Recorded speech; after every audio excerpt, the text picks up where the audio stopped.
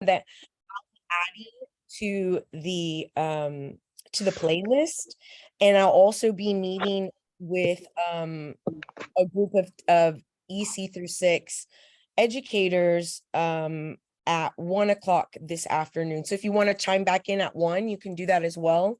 But if not, if you can't, I'm going to add it to the playlist. So you should have received in my email a link to the playlist. Please subscribe, and any of the videos that you watch, comment what you learned on it, like the significant thing that you learned. And the reason I ask my students to do that, I don't get paid from YouTube, but it's useful for students studying. Like, this is a useful thing. Like, this is something that I learned new from this, and there's always nuggets of knowledge in each of the videos. And yesterday I went over the mathematics standards. So your exam for EC through 6, it's a little bit, not a little bit, it's a lot of bit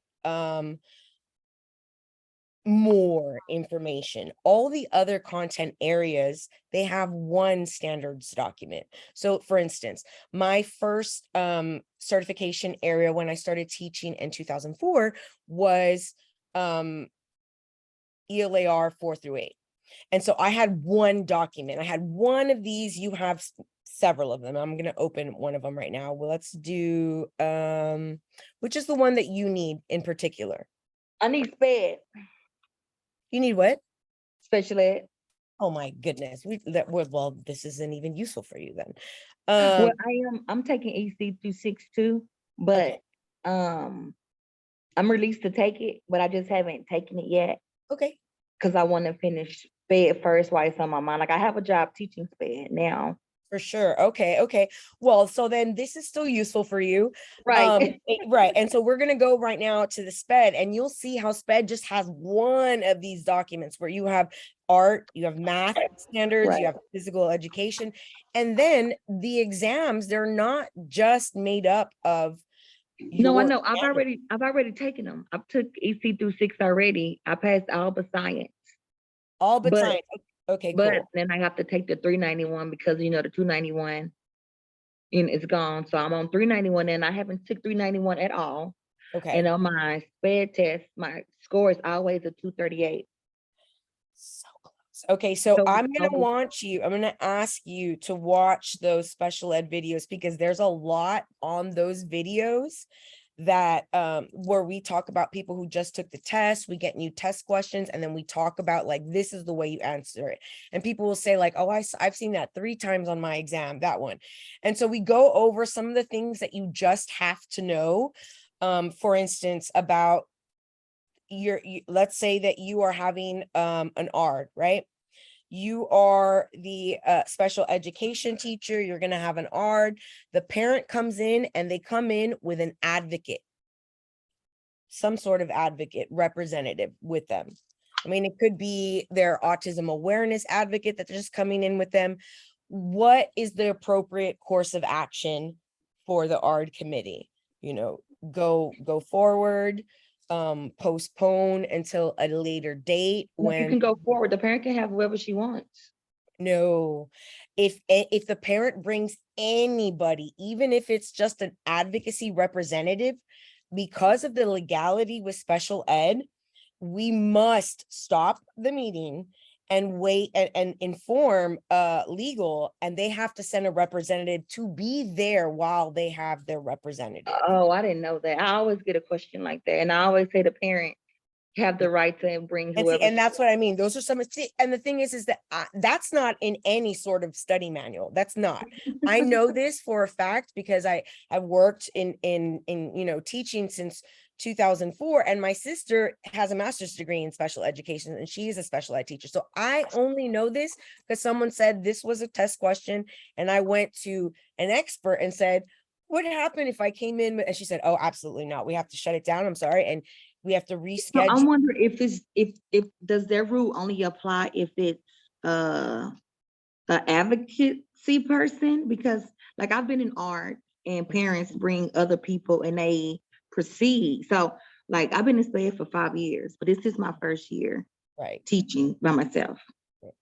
And so, like, in those other arts, they continue, because I mean, it's usually like the mom will have her sister there, or she'll have her mom there, and the R would continue. So I need to find out. I'm not really sure that's an excellent question though, like a really ridiculously excellent question, because I mean, if I took my dad in with me, he's tantamount to like an advocate, you know what I'm saying? Like he's knowledgeable or whatever. And so I think it gets sticky on like, how are you, I need to find out, because I know that it's very, very particular.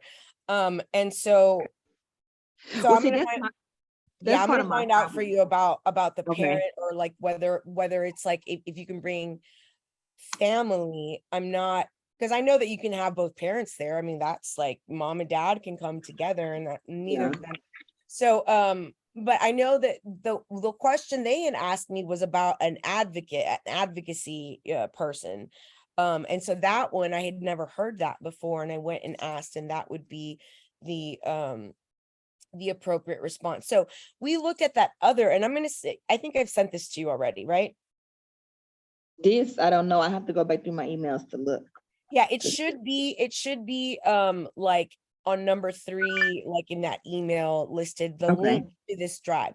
And so the exam is created from this document, and then whatever correlating TEKS correspond. So for special ed, since it's not a content area in a traditional sense, like social studies has a whole Yeah. lot Yeah. of TEKS that correlates with them.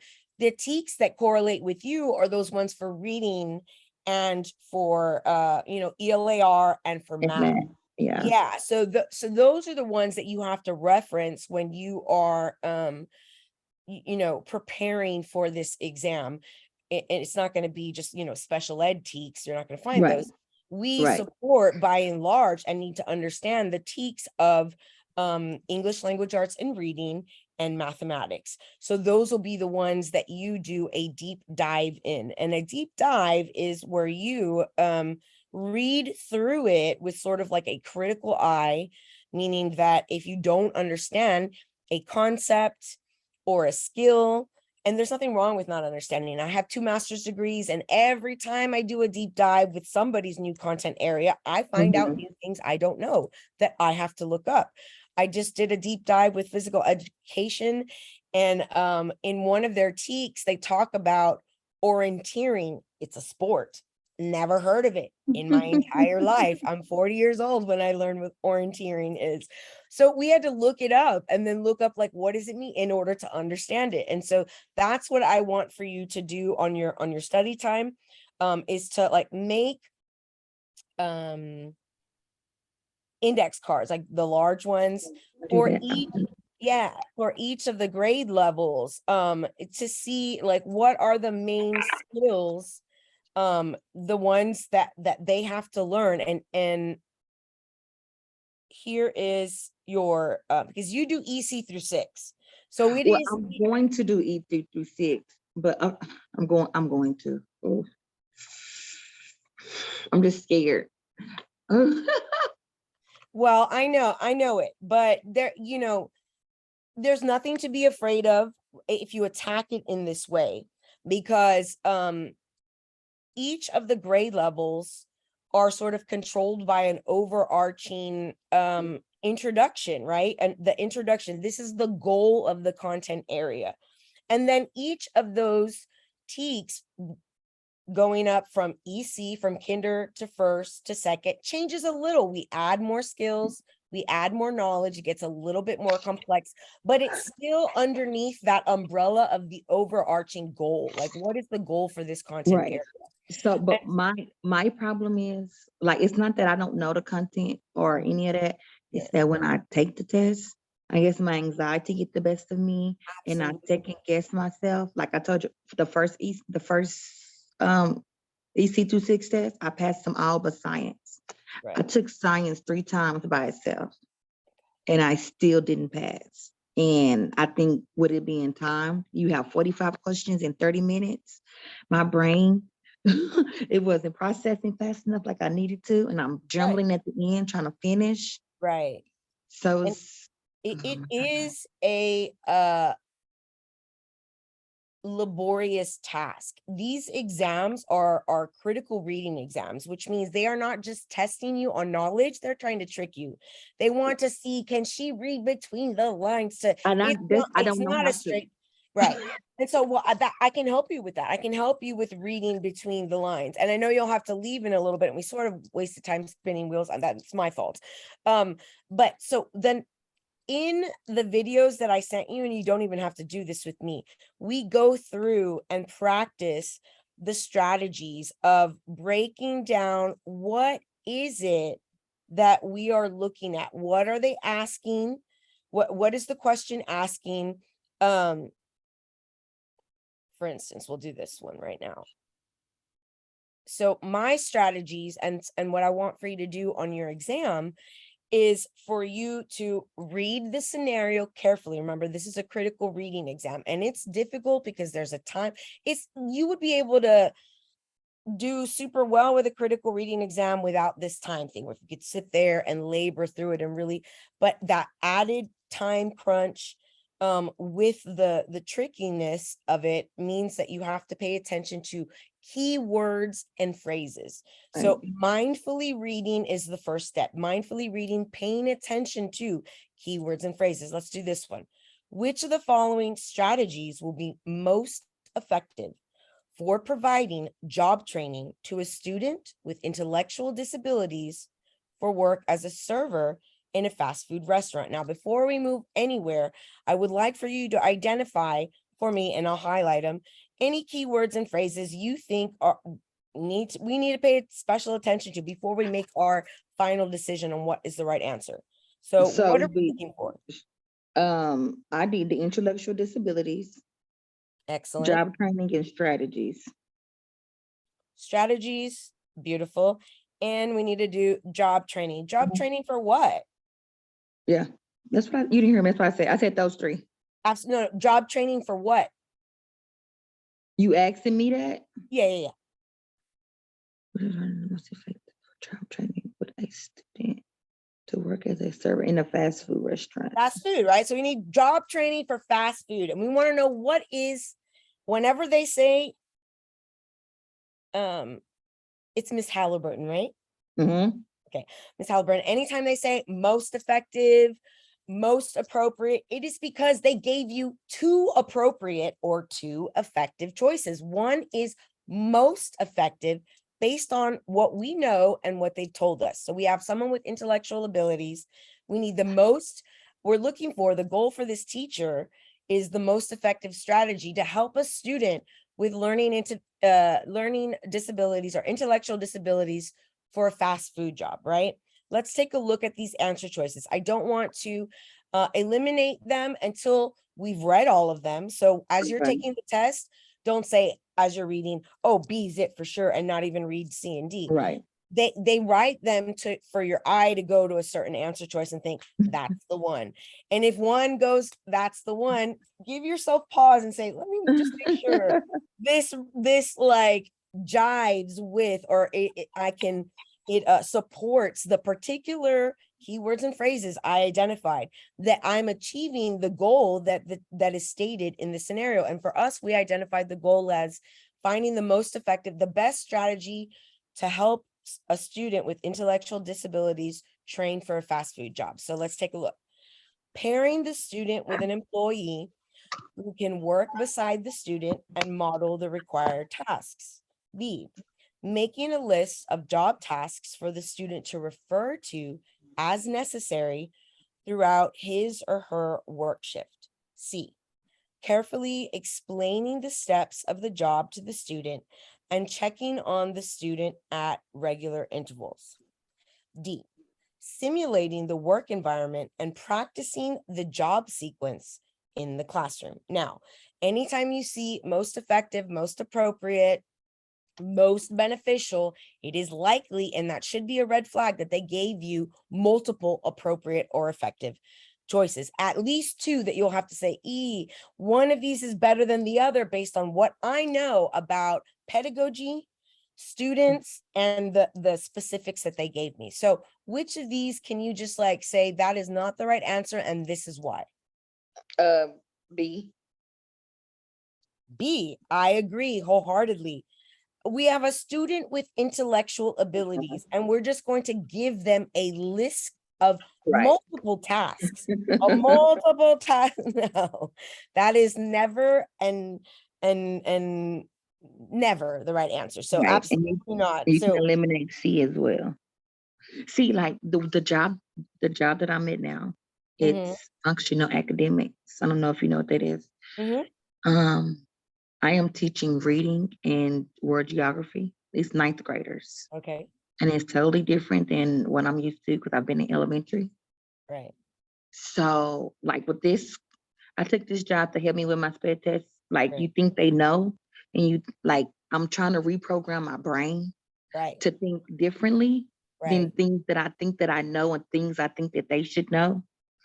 And it's hard. It is. It's hard. It is hard. And so there were times because I had to do that. I also had several, even though I was an English teacher. I mean, I had amazing co-teachers in there with me, but you think in a reading, let's say I'm reading something with my class and I'm trying to differentiate instruction, the textbook chooses particular vocabulary words. It is my duty to look through that text and think what words that I know and are maybe, most of the traditional students, um, the general population would understand, but there would be words that are not academic or content specific that would impede Mm. if I don't give instruction, their comprehension of the text. And so I have to go a step further. And that's an important realization for every special ed teacher, is that we have to break down and do more supportive work, breaking it down into multiple steps, and then going through those and modeling and being there, because there are many things where you think, oh, they can fold the foldable by themselves. We're going to fold it into a trifold. Trifold, what is that? No, there's no just saying trifold. I'm gonna have to show you the trifold and then go and still help. And so understanding that is very, very important. So now that we've gotten rid of those two that we know for a fact would not be conducive to a student with intellectual disabilities, we are left with, again, like I said, those two things that might be effective, right? Those two would be effective. One is more effective than the other for particular reasons. Now, let's look at them.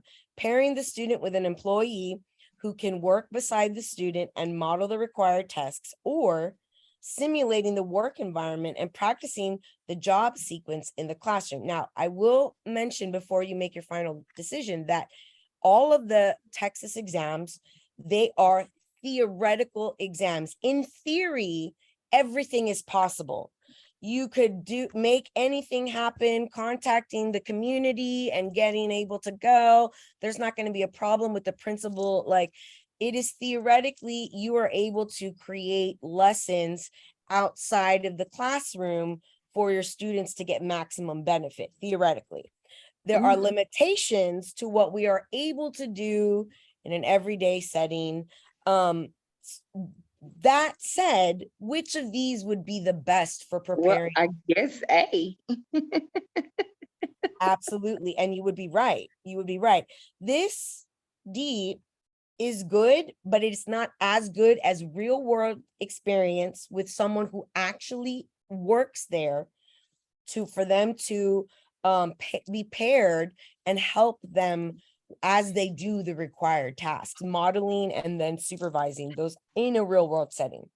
Okay, so like when I read this question, I had already assumed it was A, but when we were going through it, I changed my answer to D. So that's my problem. And then like Right. when you gave me the theoretical of it, I Mhm. switched it back to A. So like when I'm taking the test, that's how my brain that's how my Right. brain goes. Right. I'm just like, oh, this is a lot. Let me show you real quick. So A is correct because the student will learn the job of a fast food server best. And this is the hands-on, it's that tactile, real experience. There's something inauthentic of you practicing in a restaurant that's set up in the classroom. Yes, that will be helpful, maybe as practice before he goes off into the real world setting, Mhm. right?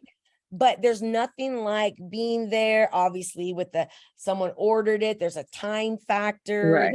you know, and so there's something that is more genuine and authentic in that real world hands-on experience.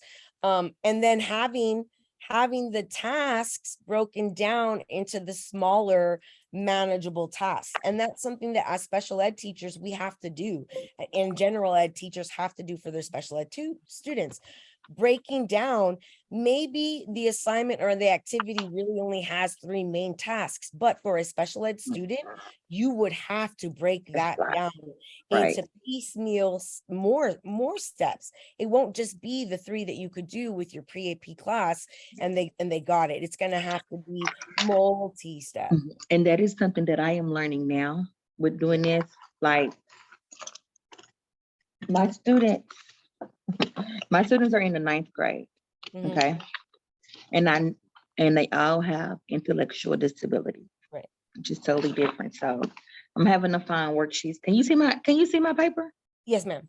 Okay, so this is like a 2nd grade phonics worksheet. Right. Because I assumed that they knew letter sounds, that they knew sounds, that they, they could break, like if I say like this when it says paper, I assumed that they were able to break it up to say the word or to identify the sounds. And it's like stop, breathe. They don't know that. Right. Figure out a way to get Right. them to understand.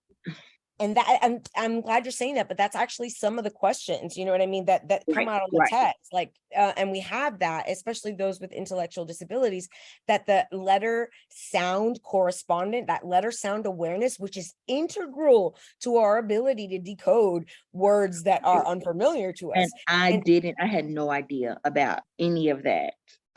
Right. And so a lot, and that might be something like, Miss Halliburton is working with her 9th grade students having difficulty decoding unfamiliar words.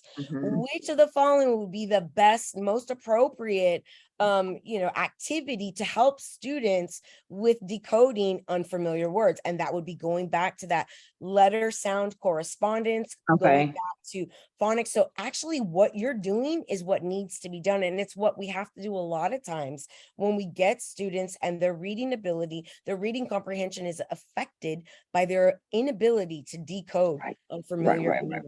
So yeah, you're doing exactly what needs to be done. I know it's so hard. Thank you for your service. I feel like people should say thank you for your service to teachers all day, every day, because they do not really know literally the scope of what teachers have to know about human physiology, human cognitive development, human cognitive disabilities, the variables with which the student experience outside of the classroom and how that affects their ability to be successful inside of the classroom, how we need to, plan for that, change for that, even on a daily basis. It is a big ask. And honestly, every teacher on the planet, they deserve some sort of a raise, because it's a big challenge, and we're dealing with the most valuable product. Like everybody in a job has to produce something, and our job is to help produce the students' well-being, right? It's hard. It's like we're dealing with variables nobody even knows about. And so thank you for your service. Yeah, and you're doing what you need to do, and I know that this exam is it's hard, and it's created to be difficult. I think another part of it is like I do get tricked up with questions.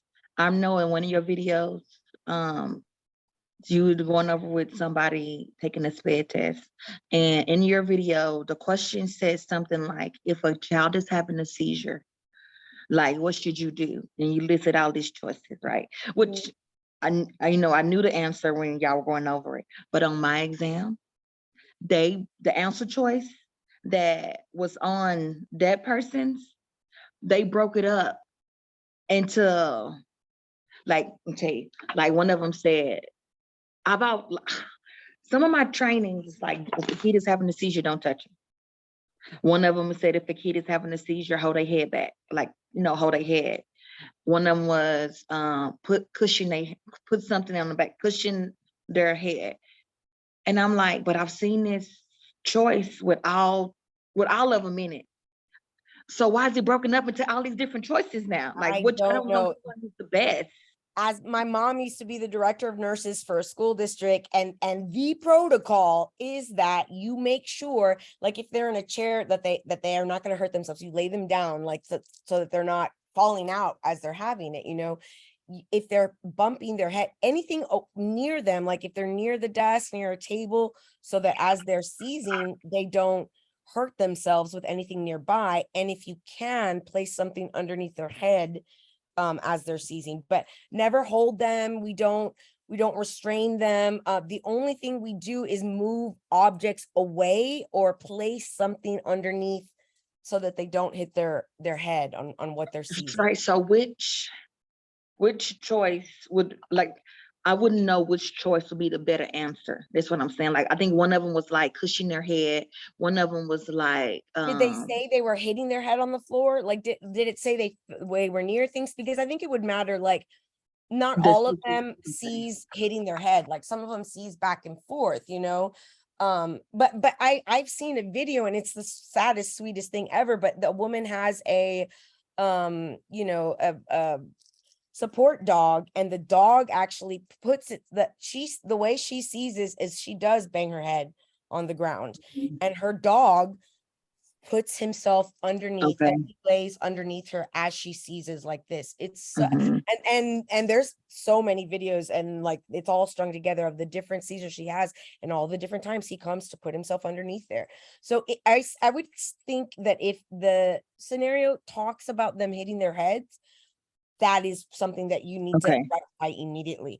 If there are things near them, let's say a desk, a table, chairs, because sometimes they move and you don't want it for them to move and hit their head on the side of a wall or a table, then that would be your first course of action, to move them away, but never restraining them, never holding their head or their tongue or anything like that. Those are all super, super old protocols. And we know now that we can actually hurt them by restraining them. Right. So all we're trying to do is remove things they can hit themselves from. You can't remove the floor. So that if they're hitting their heads, just like maybe somebody's backpack or somebody's sweater underneath them as they go up. And yeah, that's what I would say. But that, you see how I mean, that makes it extra tricky and so unnecessary. Right. So I pulled up my my last test attempt and my struggle. Let's take a look at it. I'm gonna stop sharing. I'm gonna let you share. Oh, I don't know how to share. Well, I can do it this way. I know how to share, but it's on oh, it's on paper. Well, I'm gonna turn my camera around. If I figure out how to. What is that? What am I doing wrong? Oh, there you go. Come on, mouse. Okay. Can you see that? Barely. No, I can't really see that. Let me see. You can just at the bottom. No, I can pull it up another way. I can share let me sign in first.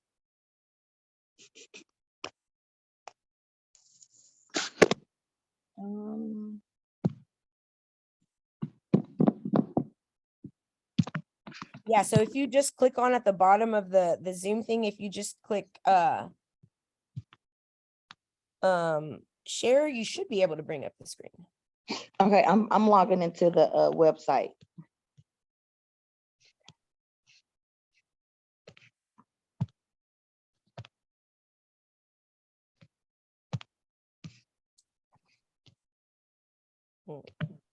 Okay, you said the bottom share word, share. Yeah. Okay. So right here at the bottom, it'll say like screen. I can share my screen. Yeah, share screen. There you go.